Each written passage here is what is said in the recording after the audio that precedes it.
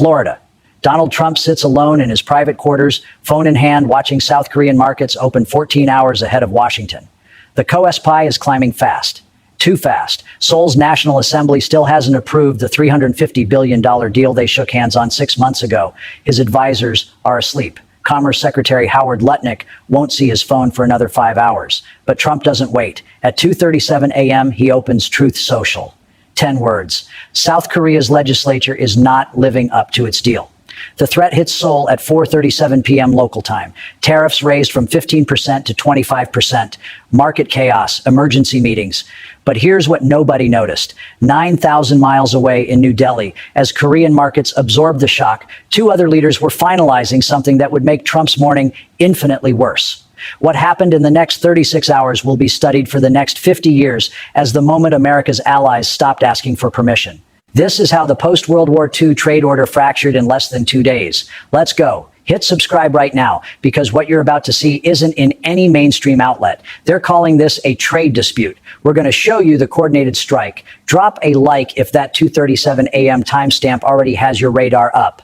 I'm going to walk you through the exact sequence of events, the money that moved, the deals that were signed while America was watching the wrong chessboard, and why 3 separate powers just executed a flanking maneuver that took 18 months to set up. Comment below. Do you think this was about tariffs or something much bigger? We're just getting started. Let me lay out exactly what happened minute by minute. Sunday, January 25th, 2026. Treasury Secretary Scott Bessent appears on ABC News. He says something remarkable. We have put 25% tariffs on India for buying Russian oil. Guess what happened last week? The Europeans signed a trade deal with India. Notice that. Guess what happened? That's not analysis. That's warning.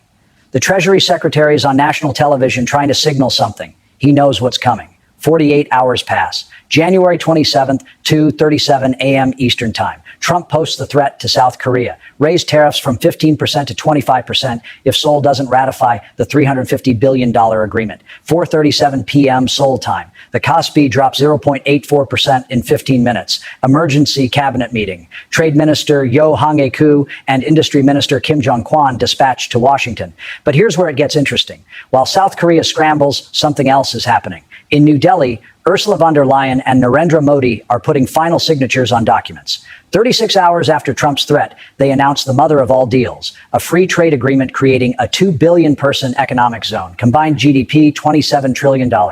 That's 25% of humanity, 25% of global economic output. The India-EU trade talks started in 2007, stalled in 2013, relaunched in 2022. But in the 36 hours after Trump threatened South Korea, they finalized everything. That's not diplomacy. That's panic acceleration. Bloomberg buried the Korea story on page 6. The India-EU deal got modest coverage. India's car tariffs dropped from 110% to 10%. Trade wonk stuff. But when you look at WHO benefits from both events happening simultaneously, when you track where the money flows, and when you see what else got signed on January 26th that Western media completely missed, that's when you realize what this actually is. This isn't 2 separate stories. This is one coordinated strike. Pause. Drop a comment right now. Do you think it's a coincidence that the EU-India deal was announced 36 hours after Trump's Korea threat? Smash that like button if you're starting to connect the dots, because what I'm about to show you is the document that got signed on January 27th, one day before all of this, buried on page 12 of the Financial Times. Russia, India, $60 billion, 25 years. Most people will never hear about that deal, but you're not most people, so let's go deeper. Here's the official story. Trump's position. South Korea promised $350 billion, $200 billion in direct payments over 10 years, $150 billion in shipbuilding. We defended you for 70 years, 28,500 troops on your border. Pay up. Von der Leyen's position. The India deal creates opportunities, strengthens rules-based cooperation. Standard diplomatic language. Nothing to see here. But here's what they're not telling you. South Korea's $350 billion commitment equals 11% of their entire GDP. The Marshall Plan cost $150 billion in today's dollars. Korea is paying more than double the Marshall Plan just to avoid tariffs. Now watch what happened to Korean markets. After Trump's 2:37 a.m. threat, the KOSPI drops 0.84%. Standard panic. But then something weird happens. By market close, the Kospi is up 2.73%, closes at 5,084.85, an all-time high. Trump threatens massive tariffs. Korean stocks surge to a record. That's $43 billion in market cap swinging in one session. What does that tell you? Markets are betting against Trump's leverage. Global capital thinks Korea called his bluff. Now, the India-EU timing. Trump has been threatening Europe for weeks. January 20th, he issued ultimatums about Greenland. Europe knows Trump invaded Venezuela on January 3rd. They know he's serious about force. The India-EU deal is the hedge. Brussels telling Washington, we have options. We can build a $27 trillion trading bloc without your approval. On January 25th, Beeson goes on TV warning about this. Trump posts the Korea threat 48 hours later anyway. The EU responds by finalizing India even faster. See the sequence? Greenland threat, Europe panics, accelerates India, Trump hits Korea, Europe finalizes India to show they're serious. This is called a flanking maneuver, and it worked. Now let me show you the third layer, the one nobody's talking about, Russia. On January 26th, one day before Trump's Korea threat, Russia and India signed a 25-year natural gas deal, $60 billion, buried on page 12 of the Financial Times, zero coverage elsewhere. Russia sells gas to India at 40% below European prices. Why? Sanctions. Russia can't sell to Europe, so they discount to India. India refines Russian crude, sells refined products to Europe. Europe gets Russian energy laundered through Indian refineries. Technically, no sanctions violation. The U.S. imposed 25% tariffs on India for buying Russian oil. Modi's response? Sign a mega deal with Europe that increases this arbitrage flow. Now watch the loop. Russia needs customers. India needs cheap energy. Europe needs energy that's not directly Russian. All three win. The U.S. tried to isolate Russia. Instead, America created a $60 billion annual arbitrage system that completely bypasses U.S. control. And the EU-India deal includes a security partnership. India buys 60% of weapons from Russia, $82 billion market. The EU just gave itself access. While Trump fights over percentages, three powers just built a structure that functions without dollars, without U.S. approval, generating $60 billion annually that Washington can't touch. The Americans thought sanctions would isolate Russia. Instead, they created a Russia-India-Europe triangle that excludes the United States completely. Okay, real talk. If you just realized that a routine trade deal is actually economic warfare by other means, hit that like button right now. We just watched Europe and India build a $27 trillion trading bloc in 36 hours, while the Treasury Secretary was trying to warn Trump on national television, and Trump did it anyway. Comment: how long do you think American leverage survives this? Now, let me show you who actually wins and loses. Let's start with the obvious, China. While America fights with allies, Beijing is watching. Not intervening, just watching the Western alliance tear itself apart. What China gained without doing anything, South Korea's #1 export destination is China. They just increased semiconductor imports from Korea by 12% in Q4 2025. While Trump threatens Seoul, Korea quietly increases shipments to Beijing. China controls 70% of global rare earth mining and 90% of processing. In December 2025, they quietly increased export restrictions by 15%. Nobody noticed because everyone watched Trump's tariff show. The India-EU deal creates a massive non-dollar trading zone.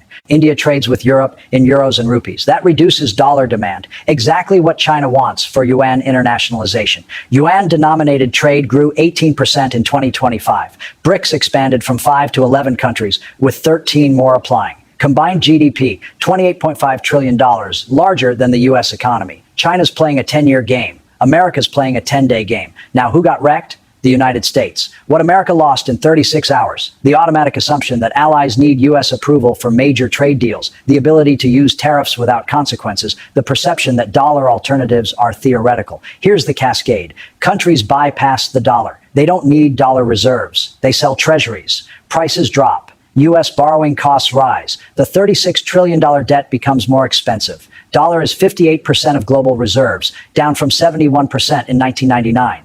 At current decline, by 2030, below 50%. That's the tipping point.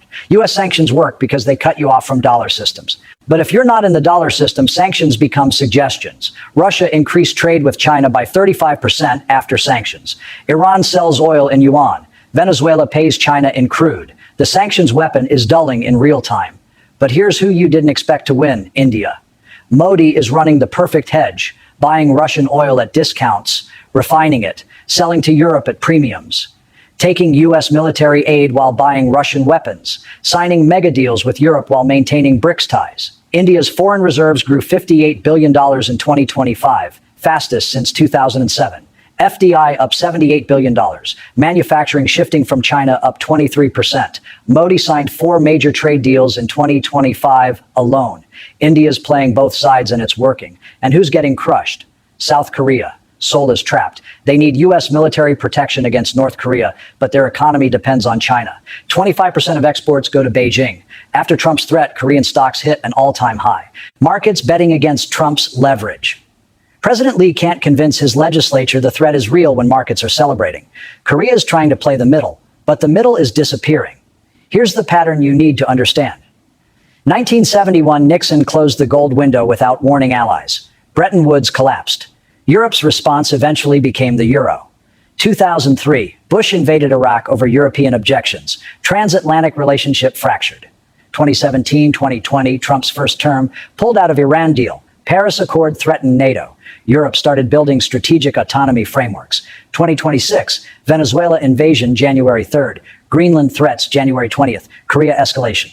January 27th, EU-India response same day. Each iteration happens faster. Each rupture goes deeper. The numbers: dollars reserve share 2071%, 2026 58%, 13 points lost in 26 years. Wins trade settlement share 2015 2%, 2026 7%. If that continues, by 2035, 20%. U.S. tariff average 2020, 2.5%. 2026, 13.2%, highest since 1934, Great Depression era. These trend lines converge on 2028, 2030. That's when the system tips. 3 scenarios. Scenario 1, slow decline. Probability 45%. The pound took 30 years to go from reserve currency to regional. Dollar follows same path. By 2035, important but not dominant. Your $100,000 savings buys 30% less. Scenario 2, sudden rupture. Probability 30%. Like Nixon closing the gold window over a weekend. Triggers: Saudi announcing yuan oil sales, China dumping treasuries, major war. Timeline: 3 to 18 months. Your retirement loses 40% purchasing power. Scenario 3, managed transition. Probability 25%. Major powers negotiate controlled transition. Requires cooperation when everyone's fighting. Least likely. Current trajectory: Scenario 1 with risk of triggering Scenario 2. What this means for you if dollar loses reserve status, inflation spikes. When pound lost status, Britain saw 24% inflation. Your $5 milk becomes $6.20. Your $2,000 monthly expenses become $2,480. Interest rates: U.S. borrows at 4.5% because everyone needs dollars. Without that, rates go to 7-8%. Your mortgage at 4.5%, $2,500 a month. At 7.5%, $3,500 a month, $12,000 more per year. The bitter irony: policies meant to preserve dominance are accelerating its loss. Tariffs push countries to trade with China. Sanctions force alternatives. Aggressive rhetoric makes allies hedge. Self-fulfilling prophecy: the more desperate the empire acts, the faster it falls. What happens next? January 29th or 30th. South Korea's National Assembly debate. Opposition controls parliament. They said they'll pass by end of February. Trump's threat didn't accelerate anything. Might have delayed it out of nationalist pride. If Trump implements 25% tariffs before February ends, Korea's legislature might reject entirely out of spite. February 2026, G7 finance ministers in France. If it ends with coordinated China statements, one path. If vague language and separate deals, G7 coordination is breaking down. By April, South Korea either ratifies under pressure or finds face-saving delay. Most likely ratify with conditionality clauses giving Seoul an exit ramp. By June, India-EU agreement 40% through legal vetting. European Parliament debates begin. If passes easily, European unity against Trump. If struggles, Trump can still divide Europe. A new equilibrium is forming. 2-track system.